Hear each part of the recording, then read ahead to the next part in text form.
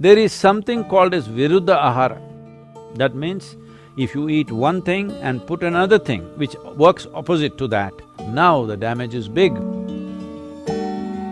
If you eat anything which has tamas, inertia will come in your system. Cognition level slowly will go down.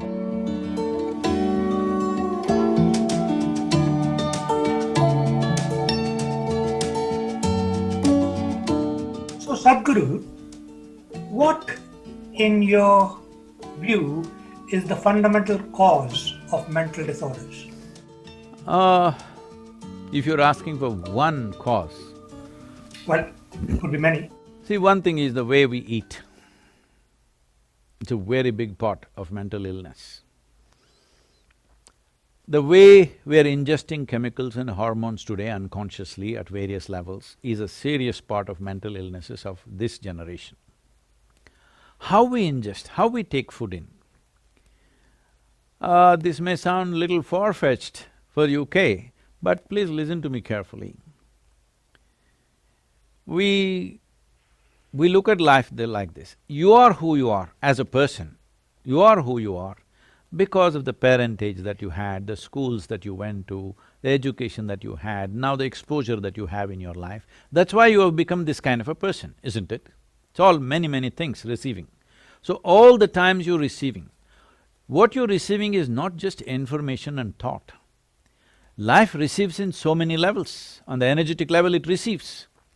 So in India, we see that anywhere if you want to receive something, first thing is you cross your legs, all right? Right now I'm sitting that way, it may not be visible to you. But first thing is cross your legs because we don't want to receive from the lower part of our body. We want to receive… anything positive means we want to receive from the upper part of our body. So if you go to some place where we think it's energetically strong, first thing is we cross our legs and keep our hands open because we want to receive from the dimensions which represent… in the yogic physiology, it's like this. There are 112 chakras, 114 but actually 112 within the human system. Out of these 112, there are 7 categories of them, 16 in each one of them. These 7 are generally known in the world today as chakras. So the first 3 are survival processes. And the in-between one is representing a meeting of this. It is from here on, from anahata onwards, which is enlightening processes of life. So in that sense, it is important you receive certain things in certain ways. Food is considered very basic level of reception. How we receive food, what we receive is very important. Today, what are we receiving? Right now, as you see societies get more and more affluent, they start eating worse and worse food. What a rural person in India would not touch, very sophisticated cities are eating that kind of food. When I say that kind of food, almost anything that Western societies are using today are a minimum 30 to 60 days old. In yoga, their food is classified as sattva, rajas and tamas. Tamas means inertia. If you eat anything which has tamas, inertia will come in your system. Inertia does not mean you just become lazy. Inertia means certain things slow down. Certain things means essentially regeneration of the system slows down. Today you know that neuronal regeneration is one of the most important aspect of keeping your brain reasonably functional throughout your life. If you are consuming foods which are tamasic or causes inertia in the general function of your system, in the energetic process of who you are, then you will see cognition level slowly will go down over a period of time. Because everybody understands this. This is why they're drinking cups and cups of Coca-Cola or coffee or alcohol or something else because they know they need to balance that. So this kind of balance is a very rudimentary way of balancing your system, that you're putting wrong things and then you're trying to correct it with right things. The highest number of antacids in the world, nearly 60% of the world's antacids are sold in America, the most affluent population on the planet. This means they have a whole choice of nourishment. They can eat the best food. But no, they will eat the worst food because commercial forces will decide what you eat. You cannot eat consciously anymore what you want to eat. Just I'm saying, if everything becomes fresh food, in the yogic culture, if you cook something, the maximum time in which you can eat it is 1.5 hours, 90 minutes. Before that, you should have eaten the food.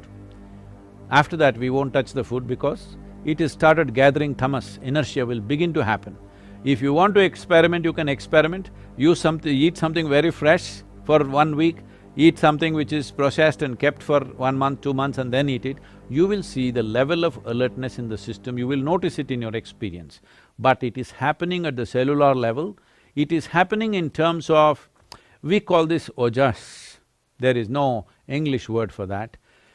If you create sufficient ojas, which is a non-physical dimension of energy, if every cell in your body is wrapped in this, believe me, your aging process is almost… will not progress. Your cellular age will almost remain stagnant for a long period of time. Some of the tests they have done on me and they are saying that my cellular age is 25. Well, I still am like 25, I'm maintaining the same level of activity, I'm maintaining the same weight, same everything. This is not some miracle. Every human being is capable of this with some simple attention to fundamental things. Going further in terms of food, there is something called as viruddha ahara. That means, if you eat one thing and put another thing which works opposite to that, then in your system there is a war. You know, digestive process is largely between acids and alkalines and all this stuff. For example, you eat meat which is fatty.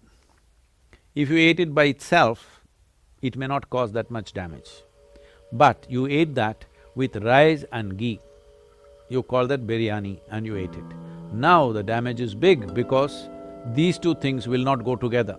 This is why any non-vegetarian food and milk-related food were never mixed, because the moment you mix it, it will go opposite to each other and you create a battle within yourself. In the yogic culture, food should not remain in your stomach bag for more than 2.5 hours. Within 2.5 hours, it should have moved out, you must be feeling empty stomach. Hunger will not come, empty stomach will come. And that is good. We want our stomach to be always empty because in an empty stomach, everything works well. And the colon health is something that's completely neglected today. If you do not keep your colon clean, keeping your mind in a balanced state is very, very difficult. So in Ayurveda and Siddha, first thing if you say anything, you are having sleepless nights, you are having disturbed something, mild, any kind of psychological problems, first thing is purging. Purge the system, clean the colon, suddenly you feel little balanced. So in the yoga center, the day starts with a small marble-sized ball of neem and turmeric. There are many aspects to this, of what impact it has on your system. One immediate thing it will do is, it will keep your alimentary tract clean. When we say clean, this is a region, this whole digestive process is a region where you have maximum amount of other life. So within this alimentary tract, there are a whole host of microorganisms. Many of them have turned friendly to us. We are living because of them, we are able to digest food because of them. Many functions in the body happen because of them. But still there are many who are harmful to us. The uniqueness of neem, especially when it is taken along with turmeric, if these two things go together, largely those things which are not necessary for the body, those things which can harm the body, any kind of parasital life which is there, all these things get eliminated.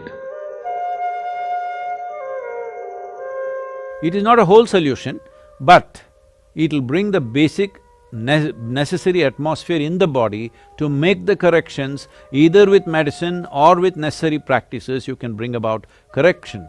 How do we apply this to a person who is suffering right now? That needs a compassionate approach, not a standard approach, my way or your way. It's a very silly way to go at it, that this is the only way it can be done, because that's not how human beings are.